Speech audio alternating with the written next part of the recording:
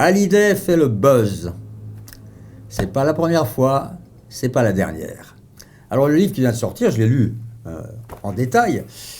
Il est très intéressant parce que la presse publie des extraits, bien sûr, où Johnny se laisse aller à des jugements un peu difficiles sur certains de ses congénères, en particulier Claude François. Sauf que la presse ne publie que le passage où Claude est habillé, comme on dit par Johnny Hallyday. Mais si on lit le livre de presse, qui est mon cas, ben, après avoir dézingué Claude François, il dit « Mais ce mec, il parle de Claude François, il était très généreux, il avait le cœur sur la main. » Je pense qu'il avait installé cette rivalité parce que ça le poussait à se surpasser, ce qui n'est pas idiot. Mais ce qui est intéressant, c'est le mot « rivalité ».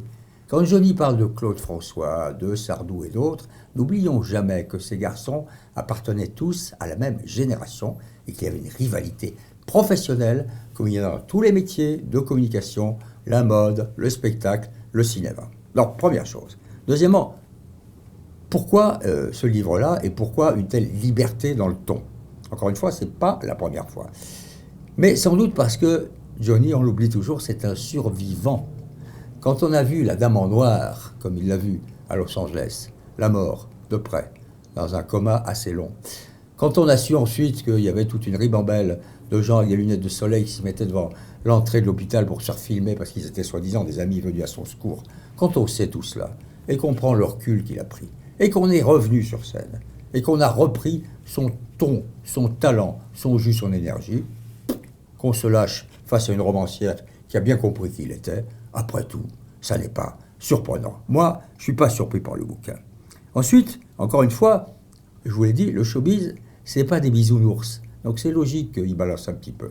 Sur lui-même, il dit des choses très intéressantes et je crois que ça explique complètement le bouquin. Il y a cette page et cette phrase très très importante que j'ai évidemment soulignée, page 117. Il dit « Au début, je prêtais beaucoup d'importance à ce que la presse ou les gens pouvaient dire de moi.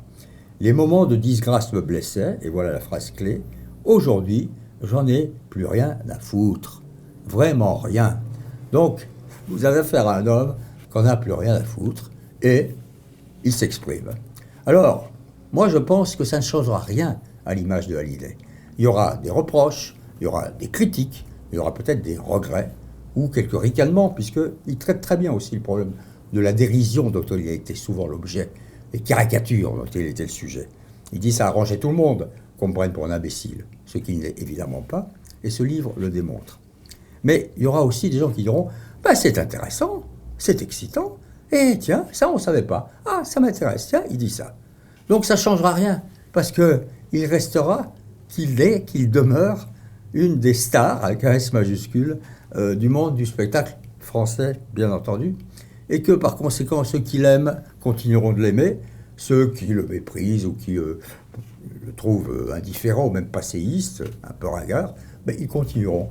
Le livre en soi est un dialogue intéressant entre un homme qui, encore une fois, a survécu à tout et qui se lâche, et une romancière qui était séduite par cet homme, qui est d'ailleurs très séduisant. Alors évidemment, je suis un peu subjectif, moi je le connais très très bien, Johnny, c'est un copain, et il dit des choses merveilleuses et très agréables sur moi. Donc voilà, on arrête là, on arrête avec la citation classique de mon message à votre égard, et je pense que Johnny pourrait faire la sienne, cette citation de Chamfort. Dans le monde, vous avez 3 sortes d'amis. Vos amis qui vous aiment, vos amis qui ne se soucient pas de vous, et vos amis qui vous haïssent. Je pense que les amis qui aiment Johnny continueront de l'aimer.